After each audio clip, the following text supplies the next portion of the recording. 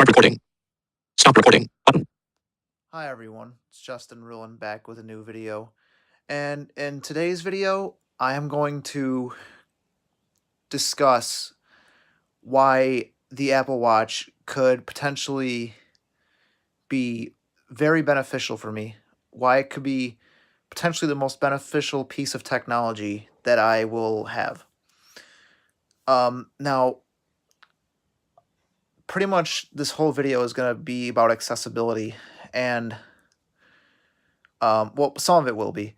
I'm going to talk about some other aspects too, but it's going to mainly pertain to accessibility. So,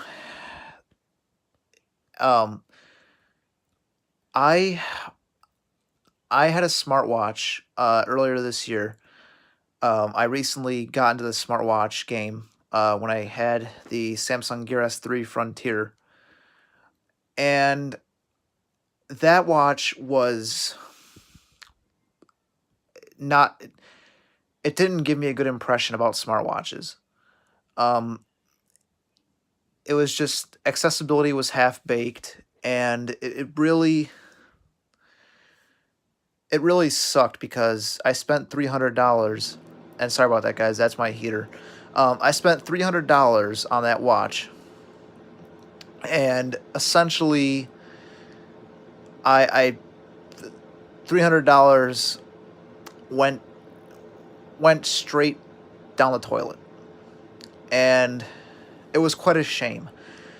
And the worst part about it was I had no idea that any of these accessibility problems existed because even though I did extensive research online before I got the watch, I could find nothing regarding accessibility, which is terrible if you ask me. And now, and after using that watch, I know why. I know why I couldn't find nothing. It's because blind slash visually impaired people do not have that watch. They they'd never bought it for the reason that I've said in my video during the review of that watch. The reasons that I gave out, because Samsung gave they put it's like they put the accessibility on there because they had to. It wasn't because they were committed to it. It was because they had to. They had no choice. Um, Now you look at Apple, right? Apple is fully committed to accessibility, and it's every product you own from Apple, you're gonna get an accessible experience. Whether it's a Mac, whether it's an iPhone, iPad, iPod, Apple TV, whatever it may be, you're going to get a consistent, accessible experience. And that is the truth. And I I've become more dependent on a smartwatch now that I haven't been working lately. I won't go into that right now, but I've become more dependent on a smartwatch when it comes to being at work and just for convenience. Now, NFL. Now. Movie camera. Reverse. Please time out. Help us. sorry about that, guys. I forgot to turn on do not disturb. My bad. But anyways, I've really come to rely on a smartwatch, and now that I'm getting an Apple Watch, I am very excited about it, and I'm gonna explain why. First, obviously, voiceover. Now, everybody knows about voiceover. It's built into every one of Apple's devices. Every single one of them, voiceover is built in, and it's a very very polished screen reader that is fast. It's reliable. It doesn't really crash at all unless you're unless you're running beta software. Sometimes it will, but it's beta software after all. But voiceover is a very big reason why I'm getting the Apple Watch, because app developers, they take time to implement accessibility into VoiceOver, and that goes for watch apps. You see, here's the difference between the Apple Watch and the Gear S3 when it comes to screen readers, okay? And this isn't, I'm not trying to make this a comparison, but kind of from where I'm coming from, it kind of is. On the Gear S3, for Tizen OS, which is what the watch runs, accessibility is not a main focus. And it shows, because most of the apps, you open an app, pretty much any third-party app, you open it, and you get an error message that says, cannot open this app while screen reader is on. Even Samsung's own health app, and I've griped about this a lot in my videos. I don't even know if I'm going to do this or not, but I may even put my Gear S3 videos into a playlist. There's only like 3, so I probably won't. But it's just, it really boggles my mind how a company who says they care about their customers they half-bake accessibility. Apple doesn't do that. Next is notifications. Now, the one thing I can say about the Gear S3 is that, yes, it was really good at delivering notifications. However, when it came to responding to notifications, that's where the problems happened. Because when you would try to dictate a message back to somebody, it just didn't work that well, and it was very clunky. Now, on the Apple Watch, dictation is very, very good. And guess what else? You can use Flick Type on an Apple Watch. Yes, the Gear S3 is a keyboard, but it's an ABC keyboard, and it's very complicated and clunky to use. But you can use Flick Type on a Apple Watch. So you don't have to dictate if you don't want to. I might dictate for the first few days I have the watch, just until I can get used to everything. But just responding to notifications is just a much smoother experience, and it's something that, it's like I said, that's one of the main reasons why I got a smartwatch, is to respond to notifications when my phone is not currently with me, or I have my phone on the charger and I don't want to constantly have to pick it up to respond to notifications. It's going to be very beneficial for me. Next is the fitness aspect of the watch. Now, I'm not a very active person. However, I kind of want to change that. And as I said before, the health app does not work on the Gear S3 if you have screen reader turned on. And so, for me, using this Apple Watch, I feel like is going to make me a more active person. It's going to get me to move around a lot and walk around and exercise, and just overall improve my health, and that's something that I've always wanted to do, is just improve myself, improve my health, and just make myself feel good by just being active. But I'm not active, and I want to change that, and I think the Apple Watch is going to help me do that. The next thing is software updates. Now, this is just like any other Apple product, okay? Now, of course, I'm not getting my Apple Watch from Verizon. I'm getting the GPS and Wi-Fi version, the 40 millimeter aluminum with the sport band. I don't remember what color it is. I think it's black or something. I don't remember. I'll let you guys know when I get it. But regardless of that, if you buy the Apple Watch from a carrier, just like an iPhone or just like an iPad, you don't have to wait for your carrier to push out updates. Whereas on the Gear S3, you did, and that kind of boggled my mind, because it's not Android, it's Tizen. And so it was crazy to me that Samsung, they let the carriers let the carriers control Tizen updates. And that just didn't make any sense to me one bit. I do not understand why that was the case.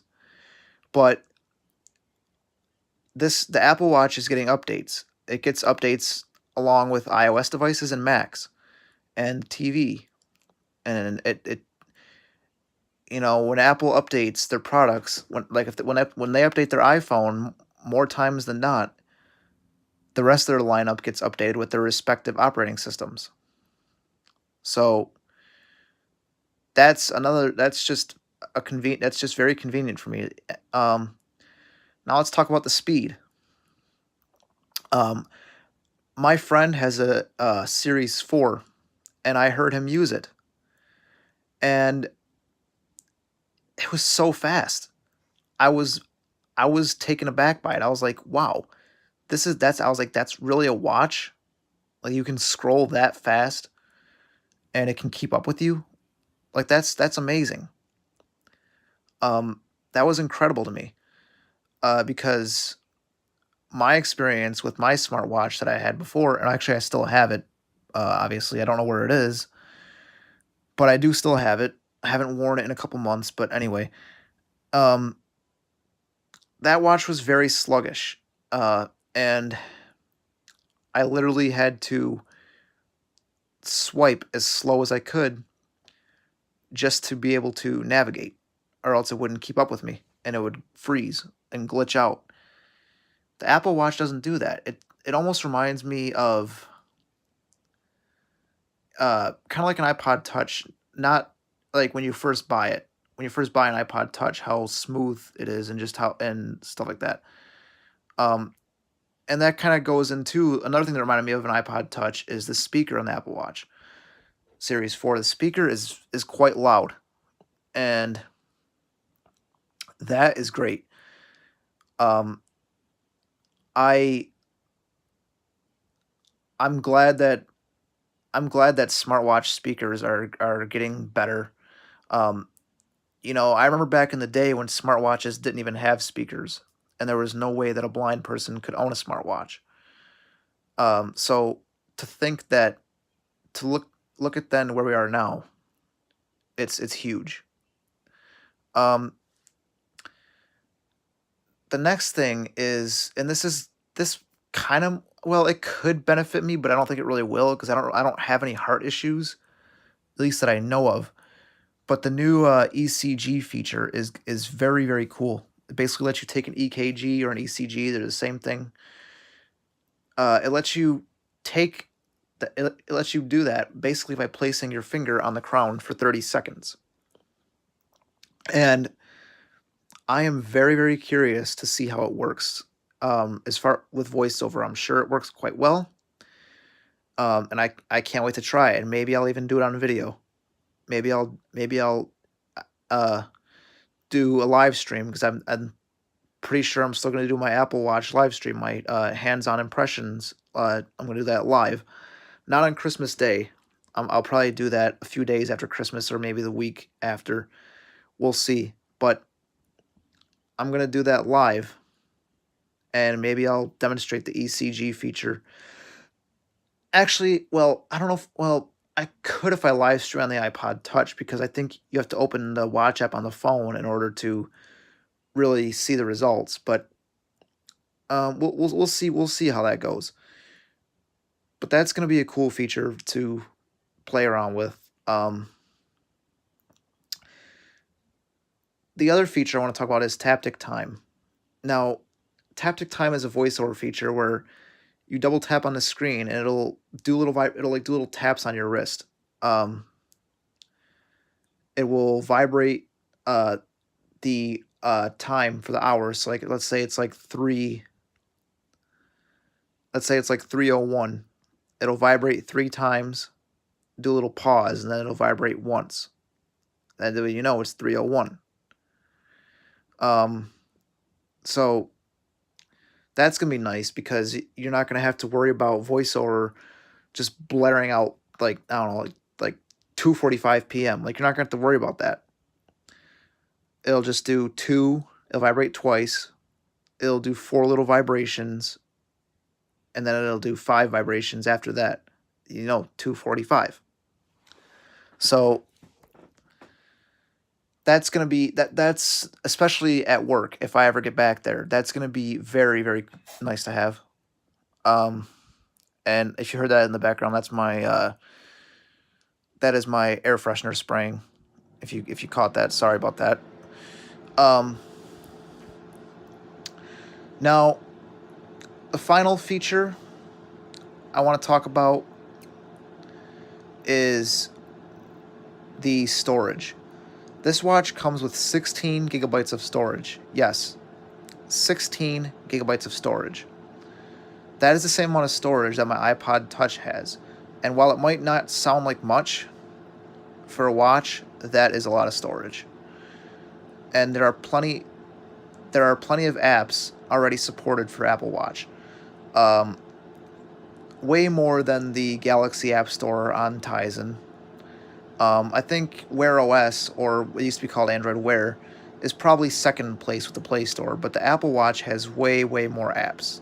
It is the App Store for the watch is leading in terms of app choice and on smartwatches. And so it's really nice to have that amount of storage, 16 gigabytes compared to when I had 4 gigabytes on my Gear S3. So, to conclude this video, I am very excited. This could be a game changer for me and the way I do things day to day, and I cannot wait to get my hands on that watch and put it on my wrist and just really dive into it and just take advantage of all the capabilities that the watch has. And there's no doubt that the Apple Watch is and will and probably always will be, as long as smartwatches are still a thing in the future, the best smartwatch for the blind. There is no doubt in my mind that that's going to be the case. So, anyway, guys, this was just I don't know if it was a quick video, but this was just a video about why the Apple Watch might benefit me, and you know what? If you're thinking about getting an Apple Watch, this video may help you, because it would tell, I'm not just telling you what could benefit me. The same stuff that benefits me could benefit you, or it could be, or maybe none of these things benefit you at all. But I hope this was an informative video, and I also hope you all enjoyed. This is Justin Ruland, and I will be back with a new video soon. I will talk to you all later. Have a nice day, and peace out, everyone.